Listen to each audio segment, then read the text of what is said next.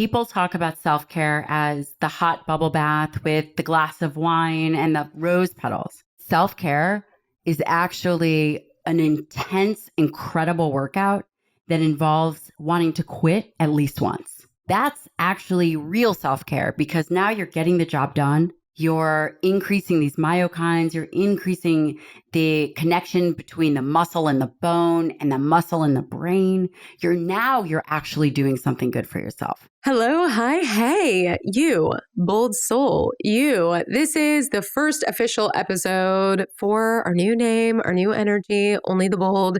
And I am so excited about this new era, this new energy that we're bringing to it. And I'm so grateful for all of you who have commented on Instagram and just in my personal life, like that affirmation that it is okay to grow up a little bit. It is okay to change and to pivot. And I am deeply a pivoter, as you know, but it is really nice to have that external affirmation because the neurodivergence runs deep, which means that sometimes I can make pivots that are just coming from my need for novelty and change and insecurity or whatever.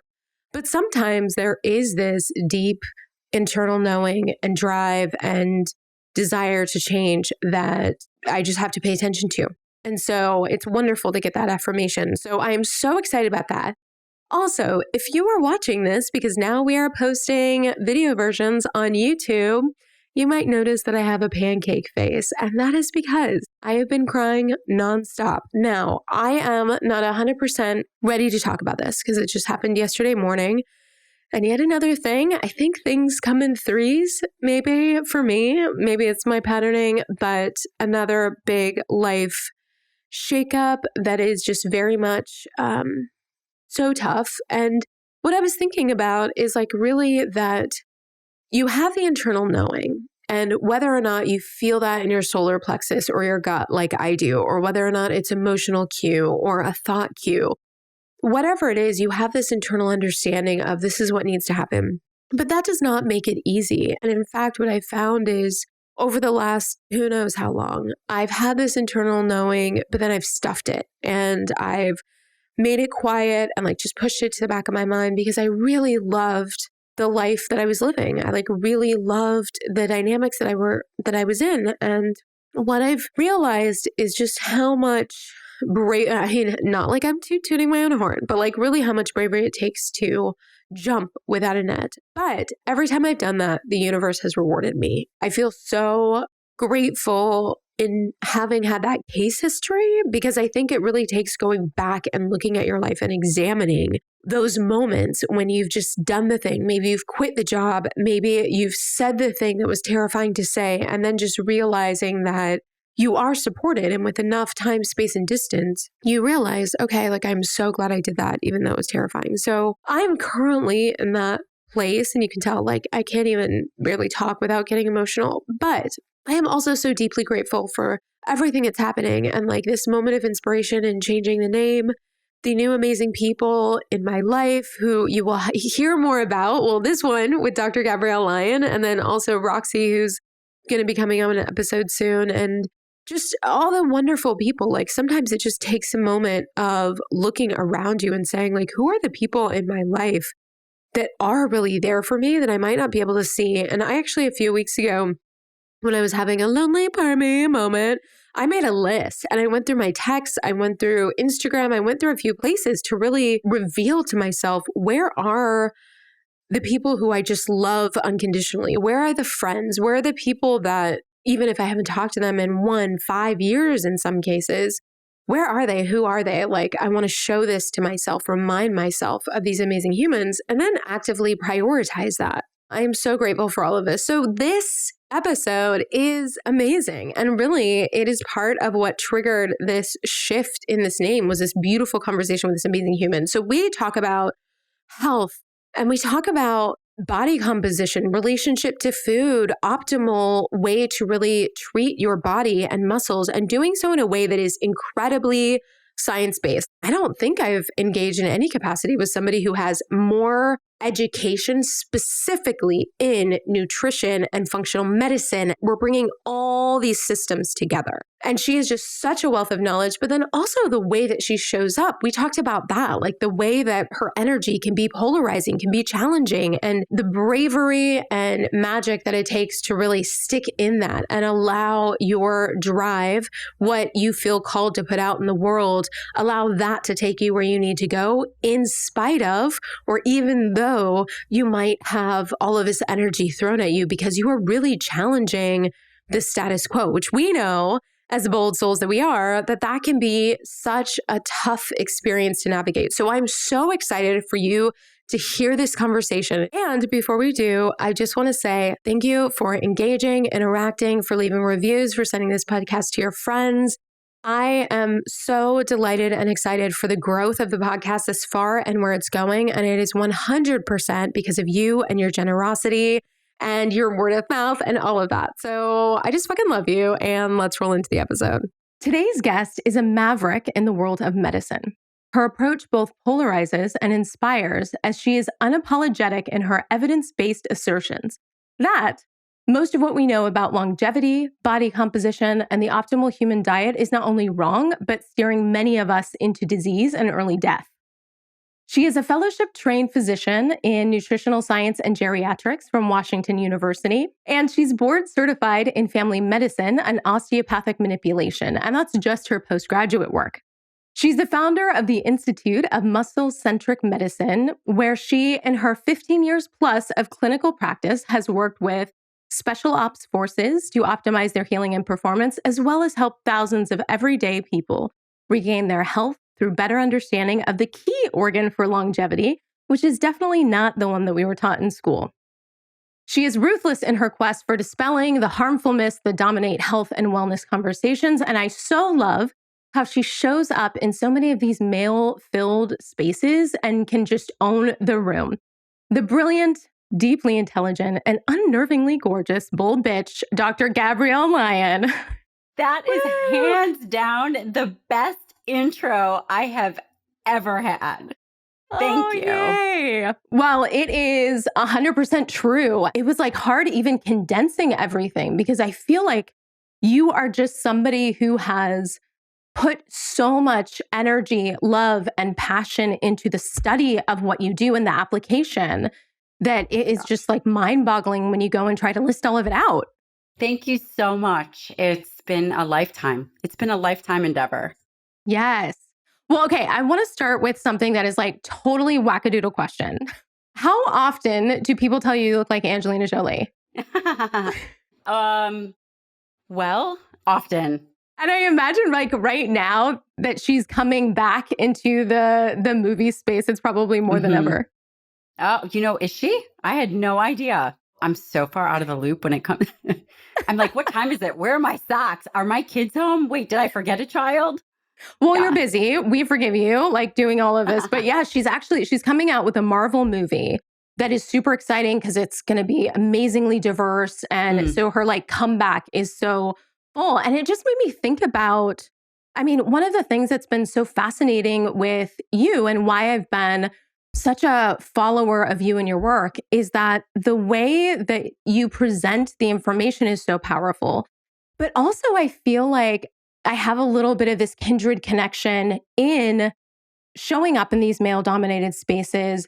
And also, I'm guessing that you being so striking, that there has had to be this dynamic that you've wrestled with maybe being underestimated or having associations that could maybe not so much serve what you're actually doing in the world. I actually really appreciate that. And I think that when I was younger, looks were very important to me. The focus, that kind of physicality was in the forefront for me. And I felt that way a lot.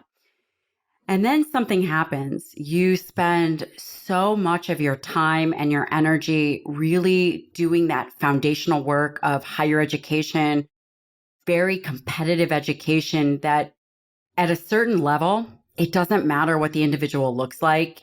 It's can they show up or not. At WashU, they do not care how I look. If I cannot perform and I can't perform as well as the next person, then I'm out. But I think it's very interesting. And I think that this can actually help a lot of younger women. I think it's a big mistake for younger women to fixate physically. I think individuals are very over sexualized, and that actually hurts an individual's credibility. And perhaps it's something that we grow out of, but it's important. And I would say that the second part of that is there is nothing better than being underestimated. And I will never forget. I will never forget when I did a residency in family medicine. So I did a few years in psychiatry, then I went to family medicine, and then I went to WashU. And for individuals who are not familiar with WashU, it's an incredibly prestigious, rigorous institution. It is the cream of the crop. So I get there and I'm like, what am I doing here? I could not find my way out of a paper bag. Which is so hard to imagine because you have all of the shit together possible. Oh, yeah. That shit was brutal. Because, going from residency, a residency to a highly diverse, high-ranking academic institution is a whole different ballgame.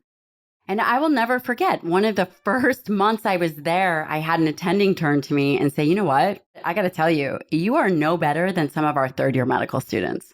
And it was so bone-crushing to me that at that moment, I decided I was going to be, by the time I left, one of the absolute best fellows. Wow. And I accomplished that. That in my clinical practice. By the time I left, I had done a phenomenal job. And I love that so much because I do feel like what can happen so often is we get these stories of imposter syndrome, not knowing where we belong in the world. And anytime you're going into something, you are figuring it out for the first time. Yeah. But then we can end up being like getting comfortable in your lane. And then when you level up, like have this sort of come to Jesus moment where I had it in grad school too, where it was like, whoa, okay. I was like secretly, yes, I was like secretly Googling shit because I was like, oh my gosh, like I'm so behind that I can't even say what I don't know right now. Right. But I love how you transmuted that into this fire that like, I'm going to prove people wrong and really make sure that I'm a huge force in this. And I think that goes back to being underestimated. And I have to say, I really appreciate you having me on and having the opportunity to just express and talk about it because, again, earlier on in my career, it hasn't been easy. And even to this day, it's interesting. Medicine is an old school indoctrinated science. It just is. And there's a lot of problems with it. There are things that it's very good in. It's very good in emergency type situations. It's very good in thinking about algorithms. There's a ton of positivity. That being said, there's also this interface that we're starting to see more of, which is nutritional sciences and medicine. It's very rare that there's an expert in both fields, right? So you have this medical-based individuals that are kind of getting information and maybe not great at nutrition and having these conversations with people, telling them to reduce their red meat consumption, telling them to go more plant-based, things that actually they don't really have business talking about. And then on the other hand, you have nutritional scientists who are PhDs that often actually haven't seen patients.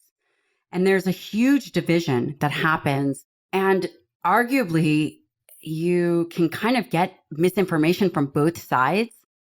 And what I've really tried to do is act as a conduit between the two. And it creates a lot of friction.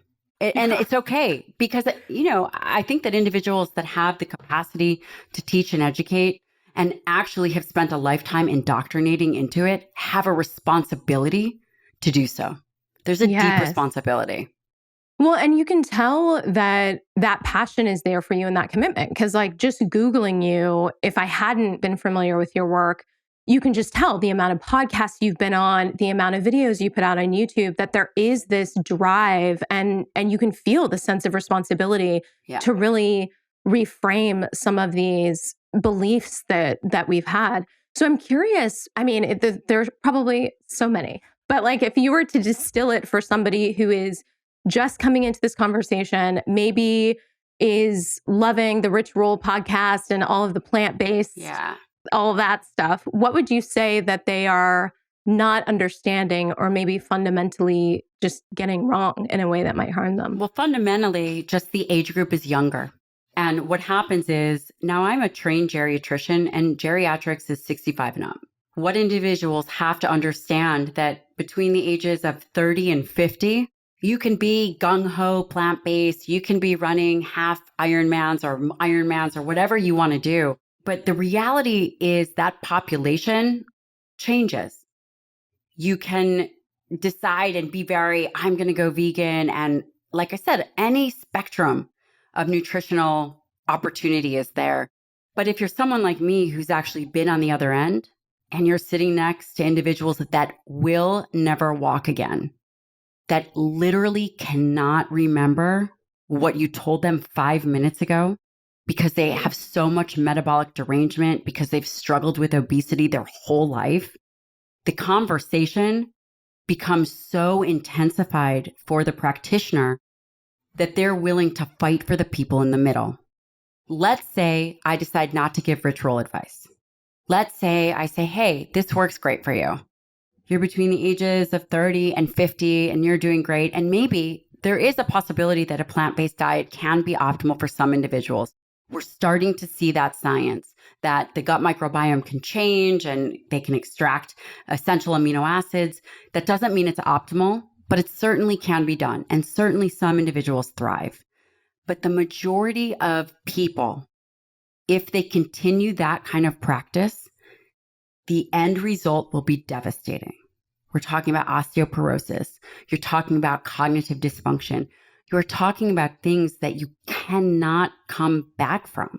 And that's what I'm trying to fix. I'm very passionate about animal protein and its role in the human diet, not because at this stage in my career, I love talking about beef, right? Come on, because I've been doing it for so many years. But what I do love talking about is if someone else doesn't advocate for it, it's never going to change. My message is so much more than just protein and muscle. It's understanding that the paradigm of thinking that we have been under the umbrella of is completely incorrect.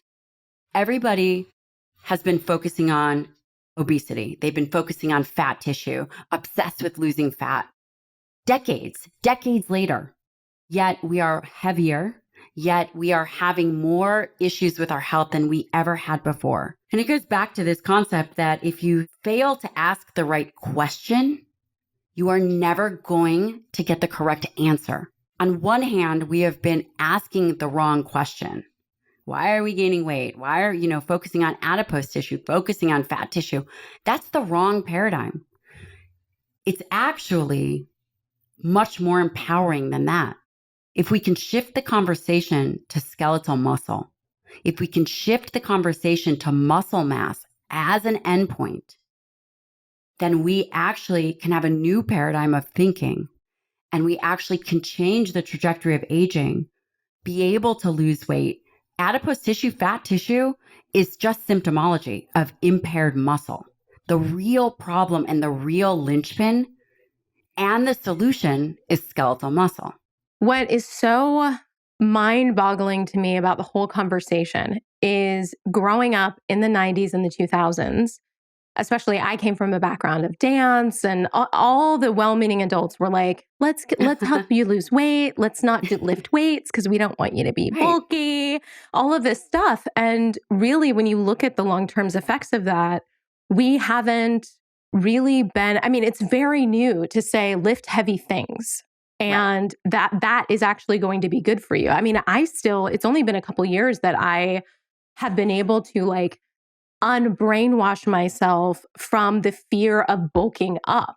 It really makes me upset that we've had all of this dude bro science that has led us into this place where you have all these people who, myself included, who haven't been set up for success because of all these messages. I agree. And not only that, but the current narrative will take you further and further away from health. The idea that beef and cattle are somehow responsible for all our greenhouse gas and all the problems in the world is absolutely ridiculous. I'm not even sure why it's happening because 10 years ago, 15 years ago, it wasn't this heated. Do you know what I mean? Yeah, totally. Like I remember, so this is now like 2002. I moved to LA to be an actor because like obviously that was my calling. I stumbled across veganism. And I remember at the time it was almost impossible to find anything that could support it, right? And so I would do my research and then it was like, okay, well, what do I eat? And now in Right. hindsight, I'm like, no wonder you were like super puffy and like having a really hard time because you were just eating like beans and wheat and all of this stuff that's like totally inflammatory. But Right. I definitely feel like what's happened recently is not only is it been presented as a healthful solution, but it's Right. also been presented in this moral framework that I think is Yes. really destructive because I've been very clear. I've had lots of health issues and going from thing to thing to thing. And in different points when it's like, okay, I'm going to try carnivore, I'm going to do this and that, the look on people's faces as though I Right. am a horrible human being for having the Right. audacity is just, I mean, I'm a strong bitch. I can take it, but Yeah, right. Because you ate a steak for dinner, yeah, you're a horrible human. yeah. I've never seen anything like it before. And what's so weird is right now it's incredibly inflammatory. My post, I swear to God, I got to get the helmet ready. When I just make an evidence-based post, you're talking about someone who is 20 years trained from a world-leading expert, 7 years of professional nutritional training. I don't care if someone eats steak or if someone eats peas. I don't care. At the very core, I'm science-oriented. But they'll come for you. But oh man, they are coming for me, girl. They are coming for my children. They are coming for my face, my lips that are real. They're coming for my body. They're coming for anything and everything that they can think of. And we see what's so scary is actually we see that in the scientific community. There was a series of papers in the Annals of Internal Medicine, which is a phenomenal journal. It is one of the most well-respected journals. There's multiple scientists involved, but there was a lead scientist, a lead PI, wanted to ask the question, should we really cut back on meat based on what everybody's saying? He didn't care either way. He selected scientists that were totally neutral.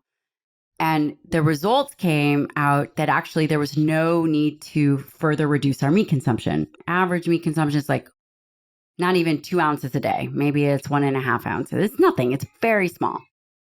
And boy, did the community come after him. They tried to, the vegan community came after him. They tried to get him discredited. Wow. This is a guy who has spent his life doing research. And they tried to ruin his academic life, his livelihood, the way he supports his family. I mean, that is absolutely insane. Right. I mean, the part that I'm really fascinated by, like just in like thinking about psychology, is I get the desire to really believe, to really justify and have motives for your actions. Like I 100% get that. What I don't necessarily understand is wanting to do that if it's wrong or suboptimal, right? Like Right. I would rather I want to be tied close enough to truth that if for some reason it's like, oh, the post is moved over here, like I would like to think of myself as somebody who moves than just saying like, nope, this is what I believe. Like you can throw any contradictory evidence in my face and I'm just going to discredit it or discredit the human. Like it's really challenging for me to understand that and kind of is scary to me, honestly, when I think about delusion, because I want to feel like I am sort of seeing things clearly, how they're going. Right. Right. And when I think about people who are just experiencing so much vitriol when they are engaging with this, I can't wrap my brain around it. What you just spoke about is the mark of a master. A master is always, always open to new information. My mentor, he's 70 some years old. He just published a study about how the body can actually generate its own essential amino acids. This is a guy that believes, just by the pure definition of essential amino acid, means that something has to come from the diet. He just published a study that questions everything on his foundational understanding. And I think when we become open to possibility, as opposed to this is the narrative that I believe, even though you're showing me this is something different, then that's when movement happens. Yeah. Okay. So can we talk about that? I Yeah. have the biggest crush on your relationship. You're like watching the two of you talk through things and show like it is the Yeah. sweetest thing to me because I feel like that has been traditional knowledge forever. That if you want to really learn a trade or a craft, you Yes. study with someone who Yes. has learned it and you learn from them. And Yeah. I feel like there has been a lot of now, not to like rag on millennials, because obviously I'm a millennial. I love us. We're amazing. And also, I feel like there was something lost when it comes to that agree. somehow we weren't maybe taught to appreciate Yeah. those dynamics. I couldn't agree with you more. And I've actually never seen a series in how my YouTube is set up. So my YouTube started because, he is older, and how I've learned from, Don for years is we've read papers together and we've discussed. You are watching, people that go to my YouTube are watching a 20-year relationship of conversation that we have daily. I start to film it now, but we talk other times during the day where we talk about things that maybe it's a little too sciencey, where people would be like, I do not want to listen to this. And then we come back and we have conversations to make it translatable for other individuals. And that's how traditional learning, exactly what you said, has happened. And it's lost. Mm-hmm. It's really lost.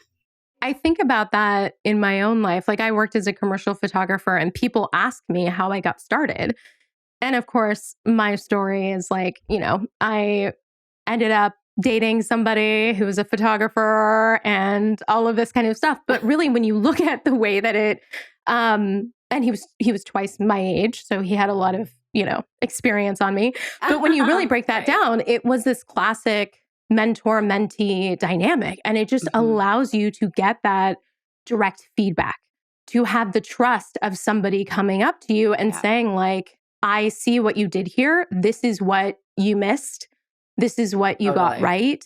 And having that ability to not just be either in the delusion of your grandiosity or in the delusion of your failure, because I feel like we are just so not good at accurately assessing how we're doing that you really need that sounding board. I think that that's right. And I think that individuals tend to be hardest. I think it goes two ways. Individuals are either not hard enough on themselves and they're making a lot of excuses and reasons why. And then there's a subset of individuals that are tremendously hard on themselves, that it is never enough and it is never good enough. I definitely fall into that category. But Of course you do. Of course you do. Which is why I immediately loved you when I got on the call. There is somewhere in the middle that I think is probably more accurate. And that is, and a mentor is really, really helpful in seeing that and saying, hey, I'll give you an example. I was just shooting a video for the company that I work with called Firstborn. And I had reviewed all the literature and I wanted to talk about this concept of the thermic effect of food, or the thermic effect of feeding, which I think the idea of feeding makes more sense. So I used the term thermic effect of feeding, and he was like, well, you could use, and it was just some interchangeable words, but I was so hard on myself because I should have been more consistent. The literature often, more often than not calls it food, and I'm using the term feeding. And he was like, girl, take a deep breath, call me tomorrow. You're not reshooting that video. It means the same thing, but something like that, right? Where it was just too extreme in my perspective. Yeah. And just spinning your wheels, which can be suboptimal because it stops you from actually doing the thing. So one of the things that I really want to get to, I want to talk about some of the core tenets of your philosophy, because I think they are so powerful and so necessary to understand. But I also really want to dig into what it is like to really be in this situation where you are swimming upstream literally all the time. just in going through your Instagram posts, you have the gift of pith that you can just be like, you're not over fat, you're under muscle. Bam, mic drop. And like, and I just love the strength in positioning where it's like, I'm going to be clear. I'm going to put this stake in the ground and you can take it or leave it, but I'm going to make sure that this information is available to you. I know from my own experiences being a bold bitch that that can be a tough place to be emotionally, energetically, when you have this altruistic aim. Then a lot of what you're receiving is a shitstorm or just this deluge of negative energy. I would say initially, it took me a long time to actually come out and talk about stuff when I was seeing all this misinformation about protein and cancer and red meat causing cancer. It really took me, I would say, goodness, 3 years from the point where I was like, man, I got to talk about this, to actually doing it. Maybe it was a little bit less, but I felt really uncomfortable. I thought, man, people are going to hate me. I'm going to go against every natural food cleanse ever, whatever it is. And then there becomes more tension that builds up. That is, I understand this information. I'm incredibly well trained. Now I'm just being an asshole for not saying anything. There's that moment where the moment of responsibility becomes more impactful than it being about me personally. Then the next step that happens is initially you go through these phases. Initially, you're reading the comments and you're writing back and you're like, I can't believe they said that about me, fuck those guys. And then you get to this point where I'm like, oh my God, this is ridiculous. And you just stop caring and you realize sticks and stones, and then you become even more powerful. Yeah. Because it's like rolls off you. I could give about what they're saying, what they're, I do not care. Give me a break. You are talking to someone who is highly trained and you are sitting on the internet Googling, this is where your information. I don't even have the time for that. And even the other professionals, when we disagree, we talk about it. Because ultimately, if the real purpose is to move the needle, which deeply is my purpose, it's not about me. I am simply the messenger of decades of experience, of what I've seen, of what the emerging evidence is, and clinical practice. So it's this art of medicine, this art of seeing people, being able to understand the literature, and then talking about it and having this interesting combination of medical training and nutritional training. I've been in school for 17 years. I've done 17 years of higher education. That is disgusting. Yeah, that's a Gen Z human that's TikToking right now. I don't even wish that on anybody. It's like, here, I'm going to send you to hell. This is what hell looks like, right? Yes. It's ridiculous. The amount of sacrifice, the amount of things that I've missed with my family, the amount of things that I've missed with friends, doing research, getting up 4 a.m., just like ridiculous. And I think that ultimately, initially, like I said, it was painful because it was such personal insults. And then it becomes to the point where by being able to understand that that's all part of it actually makes you better and more resilient. And it's like Teflon. I love the way that you frame it because there's always this little kid part of us that wants to be loved and accepted. And also there is this inner knowing that I'm called to do something. I need to show up in a certain way. Right. And it is what it is. And whatever happens, it's going to happen. If this is information that I'm feeling like needs to exist in the world, right, people are probably going to be flinging a lot of stuff because it's disruptive, which is exactly why I'm feeling like I need to dedicate so much of my life to do this. Right? I think really being able to distance yourself enough and connect with your why, I think is really powerful and information that people can really take with them and think about how they can apply it in their lives, because you're not always going to be loved for doing the right thing. I would argue and say you're not going to be loved for doing the right thing. And I would say that I do care about being loved. And I'm going to add in something here, by the people that have earned it. I have a very small circle. Their approval It's a handful of people. It matters to me. How I'm seen in their eyes matters to me. But they earned that. That's not given. I don't, if you're an acquaintance or if I'm just meeting you or whoever you are, I mean, it's an earned experience. It's not freely given. And I think that that's ultimately where strength comes from, Yes. Oh, I love that. And I'll mention you have to be aware of your human tendencies. I'm incredibly aware of my human predictability. I know exactly where I fail. I know exactly where I'm going to go for wanting affirmation that I'm doing the right thing. And I'll catch myself. If I am looking at it from some perspective and being upset about something, I just have to readjust and recenter myself and realize that, what the true intention is. But I'm highly aware of this predictable nature of this humanism. And I think if everyone becomes more aware of their weaknesses, then you exploit those. And this is kind of a long-winded way of saying that when you stand up for the thing that is not popular, but the thing that you know is right, people hate. They criticize, they hate, do all kinds of things. But those are people that really haven't earned it in your world. And that you are responsible for how much power you are giving Totally. these people. I love that because I feel like so many of us can, as a daily meditation, feel like you can teeter away from bravery, right? It's like, it's much easier. I mean, listen, it's much easier. And then I think you get to the point where you're like, fuck it. Yeah. Wait till you see, I'll send it to you. I put together this reel. It is hilarious. I don't even want to spoil it. I don't know when this episode comes out, but my best friend has been telling me that I need to do reels because I personally feel like I'm very funny. Nobody else thinks I'm funny. No, I'm kidding. There was one reel that you posted where it was like the real Dr. Gabrielle. And so that's more me. Yeah. Yes. I was like, I see it. It. Right. And so I'm this highly trained professional. I see patients, blah, blah, blah. I really don't want to do this. So I decided to do some reels and they are hilarious. I will text them to you. I will send them to you. I'll give you a number before this is over.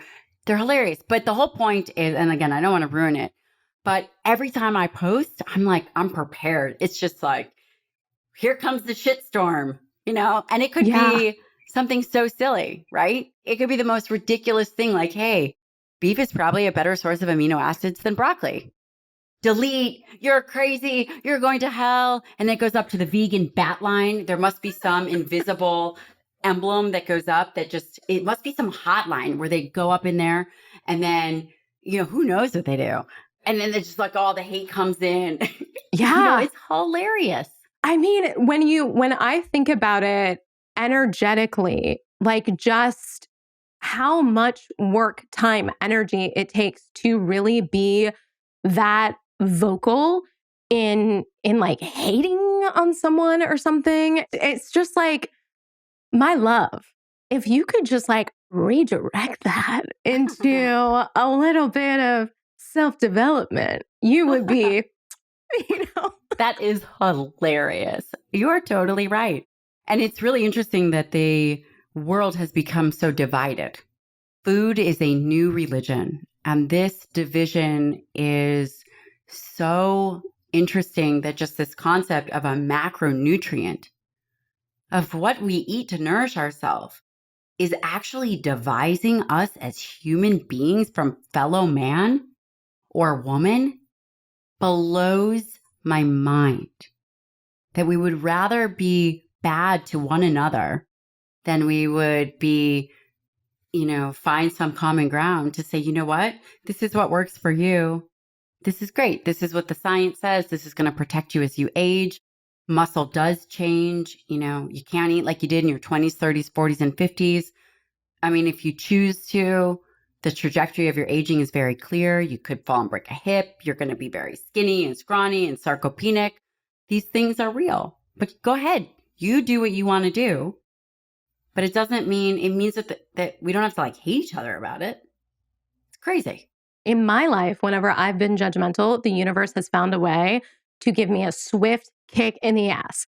And I remember I used to flush my uncle's cigarettes down the toilet because I was so disgusted with how he wasn't cut to 19 years old and I started smoking. And, thankfully I don't do that anymore. But it's just, I've learned that judgment in general just is like a karmic boomerang. And so, Yeah. just even for my own sanity, I would prefer to let people be themselves. And the other part of it that I think I've been coming to lately is that it's really audacious for me to deign to know what that other person's path should be. There are so many things that people try to talk me out of that I had to have my own hand in the fire. Same. Yeah. You know that meme where the animal is sitting there and there's flames everywhere and the animal's like, no, it's good. I'm fine. Maybe you haven't seen it, but that's kind of what it is, right? It's good. Everything's fine. Yes. It's like, I got this. I'm just, going to learn this life lesson on my own. And then after come back with my tail between my legs to let you know you were right. Because in fact, you were right. So let's talk about some of these core tenets, because I feel like this just even really wrapping into the idea of we should not be focused on fat. We should be focused on muscle, and thinking about the relationship to what you eat and also how you move, and that it's probably not what you have grown up believing that you should do that's really going to be the thing that's going to help you survive with any sort of grace into our later years. Right. And also what is going to protect us, even midlife. People care about energy. Yeah. People care about body composition. They want to look good. They want to feel good. They want to feel mentally sharp. A lot of people are running their own businesses. They're becoming more the CEO of their own life, which is amazing. And by understanding that skeletal muscle is so much more than locomotion. There's this concept that muscle is just about going to work out and looking good in a bikini. Okay, true. And it's actually an endocrine organ. That means that actually it is an organ like your thyroid is an organ. Your thyroid secretes thyroid hormone, right? It secretes things. Skeletal muscle, when you contract it, secretes myokines. These myokines go throughout the body. They interact and are connected to the immune system. They lower inflammation. They connect to the bone and the brain. The healthier, the more robust skeletal muscle mass you have, the more robust these responses become. If we are constantly focusing on fat tissue, it leads us, or adiposity, or being over fat, it leads us down this path of yo-yo dieting. Every time an individual yo-yo diets, they lose skeletal muscle. As you lose skeletal muscle, you are now losing this very pliable organ. You're losing the size, the amount of this organ. And as you do this over time, and then perhaps you become less active, you get fat infiltration into this tissue, and this tissue changes. It's a lot, right? Yeah. And nobody thinks about skeletal muscle like this. It's very binary. It's, I'm into bodybuilding, I'm into working out, then that's about muscle. Or it's, that's pretty much it. Well, yeah, that there's all of these stereotypes about people who prioritize muscle. If you're a woman, it's that, you're going to look like a CrossFitter who's, these top tier athletes who their whole life revolves around being that size and having that capacity. There's so many associations I can think of when it comes to vanity or low intellect, all of these things that are holding us back. I agree. And then the concept that, and let me say something else, is that we understand that skeletal muscle is this organ. It takes effort to get that. You're not going to get bulky. The amount of effort and time it takes to, quote, build muscle is a lot. And then we have this other aspect when you care about diabetes, right? Everyone's talking about diabetes, hypertension, Alzheimer's. These are diseases of skeletal muscle. They're not diseases of fat. Fat tissue is secondary to not having enough or healthy skeletal muscle or moving this tissue, right? So when you think about skeletal muscle, you can think about a suitcase. So if you're constantly packing the suitcase with food or nutrients and you're never emptying it, everything flows back out and you put on weight. You can't utilize it as much, right? There's all this other extra stuff that's back in the bloodstream. These are the problems. And then you've got elevated blood glucose. Then you have issues with diabetes. Then you have aberrant metabolism, and then you get Alzheimer's. I mean, obviously, I'm simplifying it, but you understand the path and kind of the thinking. Yeah, absolutely. And I feel like we've gotten to this place where we're now really starting to understand about carbohydrates and their role and how they might impact insulin and all of these things. But I think it's a lot newer to people, and maybe they're hearing it for the very first time, that using your muscles and movement is an act of health and self care in a way that we didn't ever have a framework for. It's not just, to look hot in your bathing suit, which like awesome for you. That sounds great. But then also like this is a very serious thing to take seriously in the same way what you eat, you should be prioritizing, and sleep and some of these other modalities. That's genius. You realize that, right? People talk about self-care as the hot bubble bath with the glass of wine and the rose petals. I would argue that self-care is actually an intense, incredible workout that involves wanting to quit at least once. That's actually real self-care because now you're getting the job done. You're increasing these myokines, you're increasing the connection between the muscle and the bone and the muscle and the brain. You're actually doing something good for yourself that's having effects that last, as opposed to that bubble bath. And what do you get from that?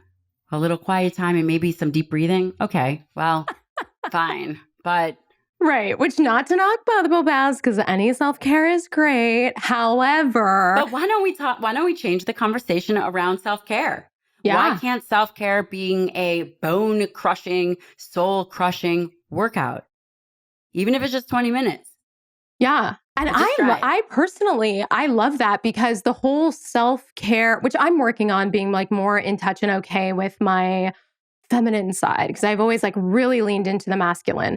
I've never resonated with that energy of like, oh, like light the candles and all of that kind of stuff. And I love like recently I did Burn Cycle, which is like Soul Cycle here and in Portland. And it's just like really cool, intense. There are lights. That's fun. That's probably really fun. And it was this, I don't know. It was like the first time in many years that I was just like, my body is fucking powerful.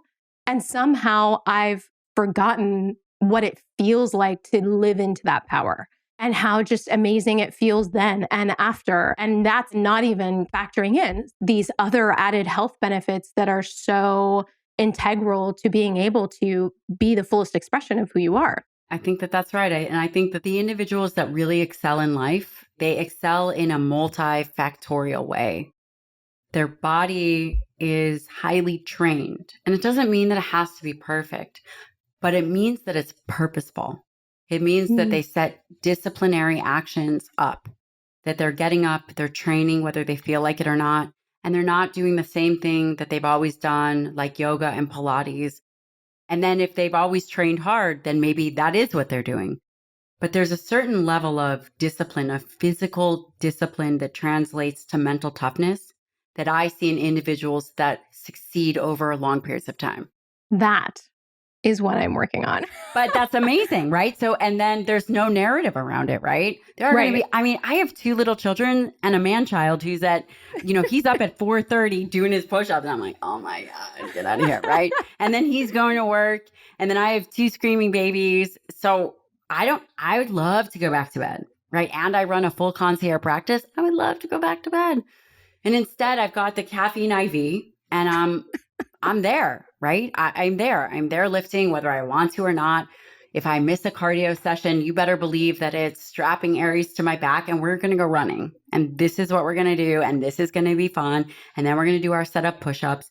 And there's no narrative about all the other things that I could easily talk myself out of doing it. Mm-hmm. Truly, right? It becomes this narrative. And then you get to the point where you've pushed yourself hard and you go, okay, I'm done. I'm ready to go. And instead of saying that, you go, did I just say that? I'm just going to owe myself another more 5 sprints. And then you like start to train out that inner voice. And then what happens is it just becomes execution. And then it starts to bleed over in other aspects of your life. You had mentioned earlier that people, maybe, on the hate train because they're avoiding what they want to do, they're taking all that emotion and they're trolling or whatever. It's so interesting that when you have that physical discipline, it translates to purposeful discipline in all domains of life, relationship, friendship, work. Just literally got goosebumps because have you by chance read Angela Duckworth's book on grit? Yes. As a part of that book, there's the grit score. And I took it. I am pretty sure I scored a -5. And what I'm really coming to right now is that I have leaned into my intellectual communication ability and not prioritized training my body. And that's why I was telling you that I'm excited that we're talking now as opposed to before, is because I've just recently had, because there's, it takes a while to integrate information that you have, but really seeing it for myself, the way that it does bleed into these other areas, and that being able to get myself and my inner voice on the same team has been something that has been virtually impossible my whole life. Just so you know, they're never going to be on the same team. Cool. Awesome. Thanks. And you plan for that and you shut that bitch up. Do you know that I do a tally? If I'm really bitchy, I do a tally of all what she says, all of what Veronica says. You can name that. You will never be on the same page. That's like your lower self trying to pull you down. The brain is doing what the brain does. The brain is keeping you safe. You're trying to fight against it and you're believing what the brain is. The brain's just pumping out thoughts. You can't even take it seriously. I have seen thousands of people. Do you realize they all have the same 4 narrative? They have the same narrative. Each one has their own shit of 4. Okay. And if you were to catch yourself, you will see the same shit over and over and over again. Okay.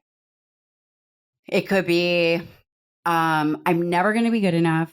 Like, I'm never going to make it in my career. I'll never be smart enough. Let's see. Let me see what is one that I'm never going to get better. I'm always going to feel tired. I'm just like never going to get better. Or give me a catastrophic one. Oh, no. This is definitely pneumonia, or I must have diabetes, or maybe I have prostate cancer. You name it, right? So we all have a narrative. Everybody. It's so uninteresting. And then you get the fact that everybody has the same thing. Even the SEALs. These guys are the alpha of the alpha. Yeah. I mean, actually, the truth is, I think that my husband doesn't really have an inner narrative. I think he's kind of a total knuckle driver. And I love him. I'm obviously teasing. But for the most part, I mean, he really doesn't, at least that I've been able to see. But most people have these dialogues. It's literally the same stuff. I have had, are you ready for this? I have literally had world famous athletes and world famous actors and world famous writers be like, gosh, I just don't know if I'm good enough. Like, should I really be out here doing this? I'm like, didn't you just win a Super Bowl last year? I mean, call me crazy. Your gold medals would suggest otherwise. 100% true. I've had Olympians in my practice, and I do have Olympians in my practice, and they literally have the same conversation with themselves. Now, there is no negotiating with that inner voice. That inner voice is a survival mechanism to keep you alive. That's it. I work with a coach on this. I work with the Hendel group. They've been on my ass about this forever. And now I just keep a tracker. I just like, okay, wow, that was a good one. Oh, no, that one was impressive. Right. And then you kind of like disassociate with it. And then it's like a fly on the wall. But you're still negotiating. You're literally still trying to negotiate. Your inner voice is never, you might as well stop. Like never, you have to get the joke of it.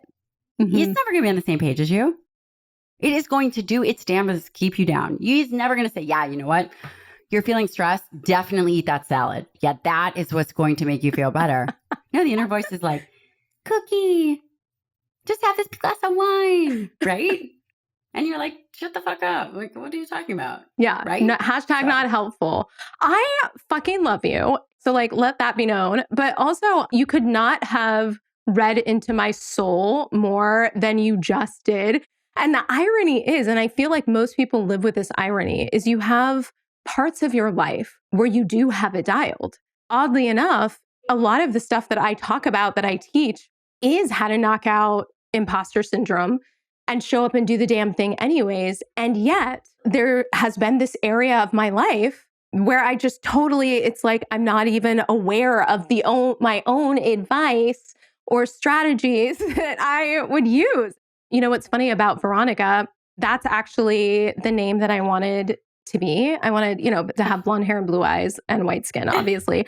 And my name was going to be Veronica. So I kind of feel like our inner voices might be twinsies. That's hilarious.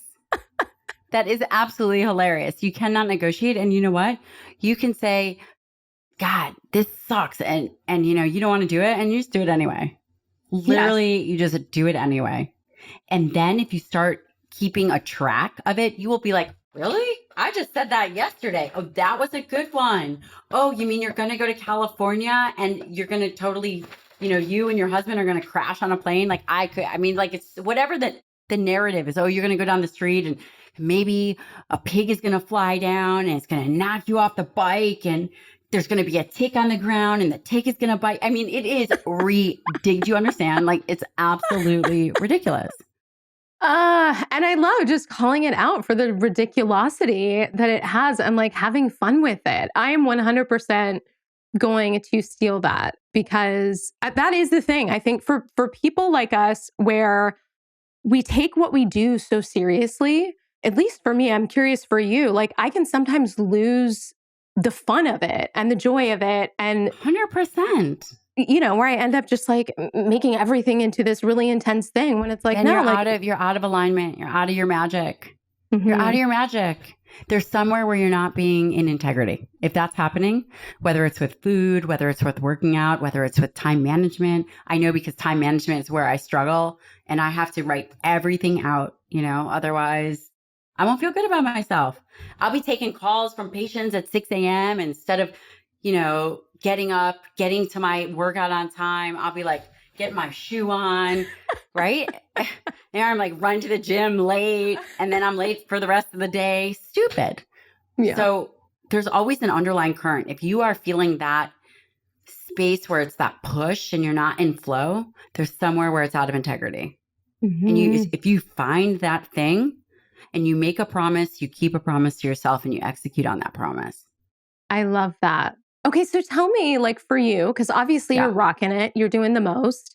What is it that you still can find yourself slipping into? Some of these aspects that, you're still kicking yourself in the ass about or might come up for you. Yep. And again, this actually weaves nicely into this concept of human predictability. I know myself very well. It is never going to be good enough. I could have 3 best-selling books, probably isn't going to be good enough. I could have 5 degrees, and that's just, you know what? That's just not good enough. Whatever it is, it will never be enough. I am in constant state of more, do more, right? Oh, you did a lecture at Walter Reed. They've asked you back 3 times. It's not good enough. You're going to be an adjunct professor over here. Well, that's just, what else? I mean, that's okay. And I think knowing that about myself and finding that very comical, because the more I believe that, so let's say I don't catch that narrative. Let's say I actually believe that. Then it takes the fun out of everything.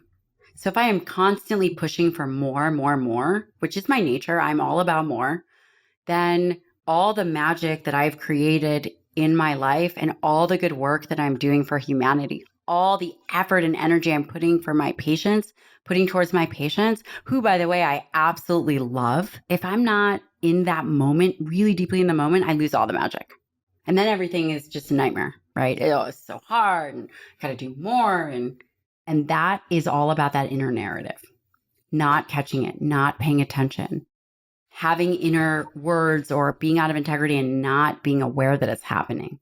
I love that so much. And it's interesting because I would not have necessarily pegged you for someone who would use some of these words like about like magic and alignment and things like that. And I think that is a reflection of the sort of brainwashing that I've had, that we've all collectively had around these disciplines being mutually exclusive, that in order to be science-based, you have to be a robot and can't have any sort of personality or things come up, and or else you're so woo that nobody takes you seriously.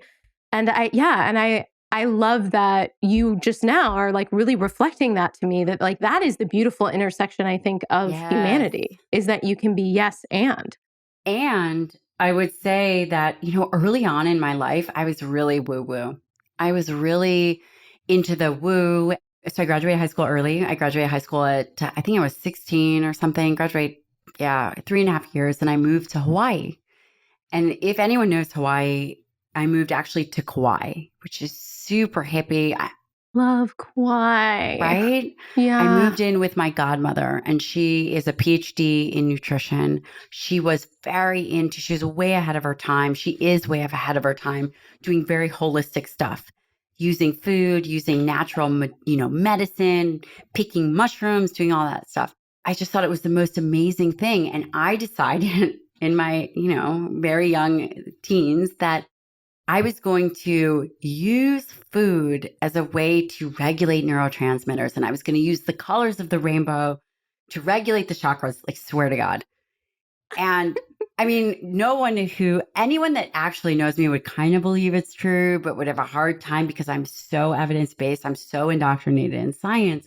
But that was actually at my core. I would go and I would sit and I would meditate next to the ocean for hours. Okay, wait, it gets better. So you kind of lose that. But I was very interested in the natural health, and that actually shaped me, because right now my practice is a intersection between natural modalities and Western medicine.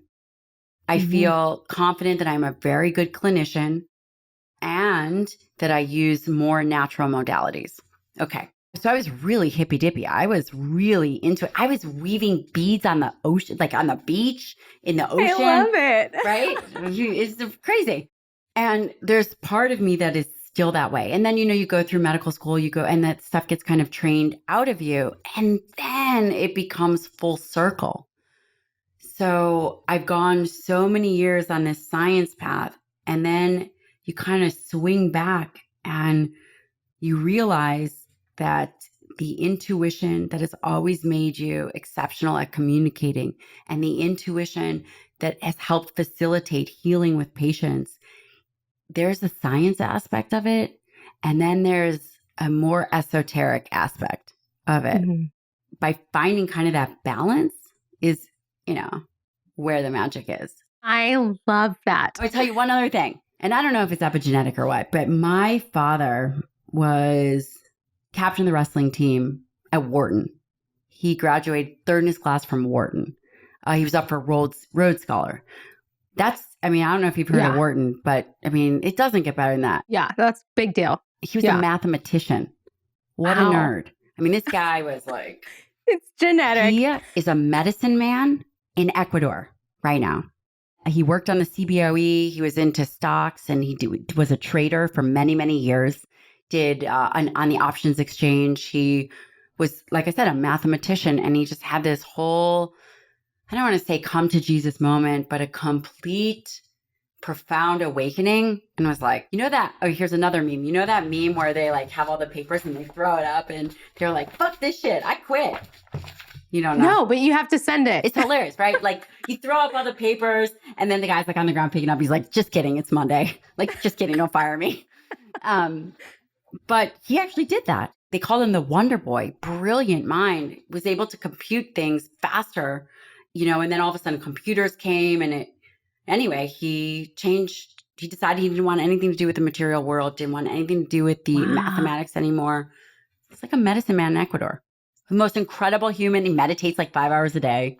Oh my gosh. See, and I think there is something so beautiful and humbling and also resonant with me about what I'm coming to that the bold bitches have heard is about the full circle, Right. about I needed to go way over here and disregard everything that I've known to come back to this place of like, now that I've done that and I've lived in my masculine and I've been an asshole and I've rolled my eyes at people who have been woo. And then I come back home to the information I was raised with. And I like, still probably roll my eyes at people.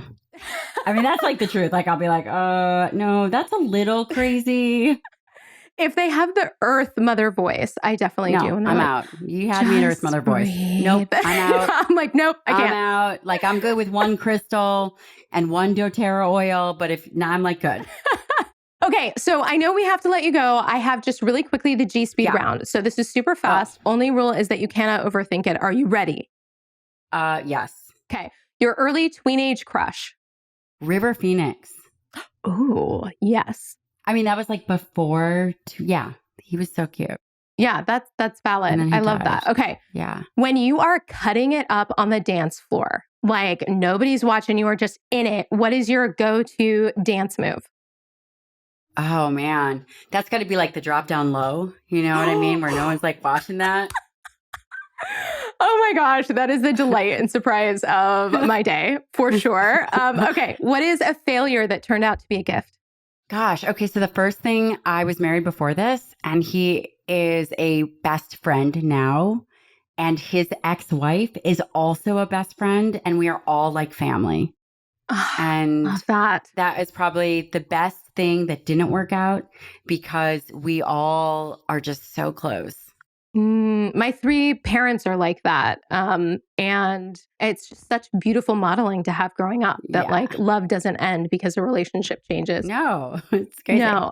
Okay, so what is a commonly repeated phrase in the health space that whenever you hear it, you just want to rip your hair out?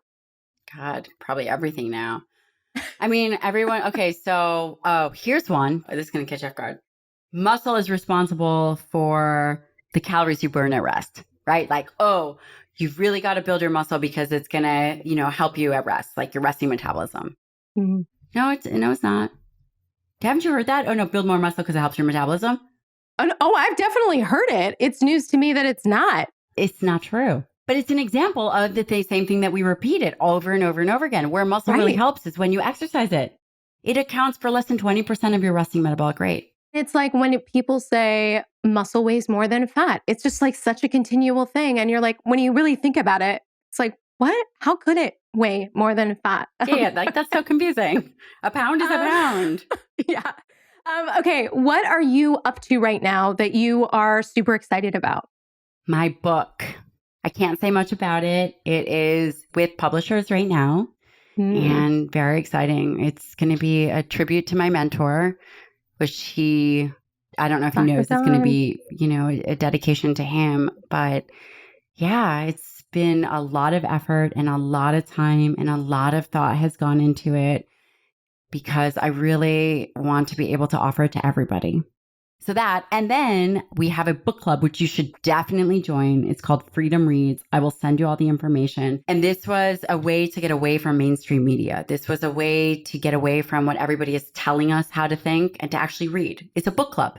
And it's going to have guys like, some of the SEALs, just like very interesting personal empowerment type people on that have best-selling books. And we're going to interview them about their books. And then we're going to have an expert on the subject matter expert. We decided, myself and my partner in this is Emily Frisella, and we decided to create something that we would love to be a part of. I'm 100% in because I also love the accountability of like being able to talk and like integrate the information that you're reading. Yes. Which you can't do if you're just by yourself. Okay, lastly, what does it mean to be a bold bitch? It means take no prisoners. Whatever you were put on this earth to do, fucking do it. It's bold is going to be maybe a little uncomfortable, but the reality is it's going to be more uncomfortable if you're not. Mike, drop. And we're just going to let it live there because no one else can pick it up with the same gravitas. So just RIP, Mike.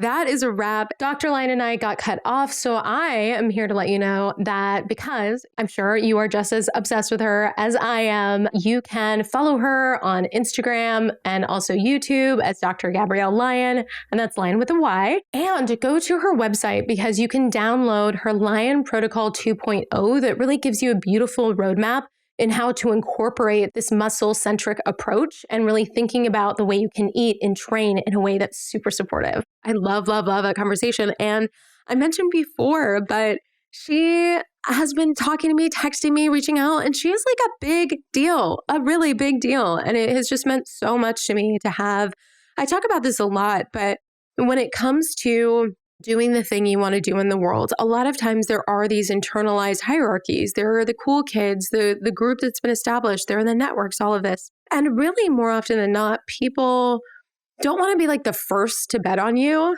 Like, it's really so much easier to, once somebody else has put their stamp on someone, to then say, oh yeah, I believe in that person. Yep, I'm going to support them too. And I really pay attention for the people who are just like, no, I see greatness in you. And even if nobody else is really clocking onto it yet, I'm going to support you. I strive to be one of those people in the world. And Dr. Lyon is just, I will eternally always be grateful to her as our friendship evolves, because she called me after this episode and was just like, you are amazing. This show is amazing. And she is somebody who does a lot of podcasts. Like, all you have to do is like put her name in Spotify and Apple Podcasts, and you can see, like, I don't even know if she knows how many she's done. She's done that much. And she was just so generous and loving and wonderful, and the support that she's given. And even she was one of those people that when I was like, I think I'm going to the name change, she was like, I'm calling you. And then we talked about it. And I just like her love and generosity and also fucking fire brilliance is just so deeply inspiring. So I hope it inspires you in the same way that's inspired me, and that you go forth, you lovely individual, this week in really thinking about the way you are fueling yourself, the way you are moving yourself, and really the way that you are treating your body, whatever that looks like for you. And just making sure that whatever that is, that you are allowing that to be a reflection of your true self-worth. And this is something that I have really been working on myself, is to not get bogged down in the stories, to not allow not enough time and I don't feel like it to get in the way, but really saying, I am worthy. I am this beautiful, powerful being that has a brilliant body that deserves to be walked, to be moved, to be fueled and fed in an optimal way, and to be loved and to be taken care of. And so whatever that looks like for you, I hope that this week you do that and really honor how amazing your body is. And I just fucking love you. And I will see you next week. Bye.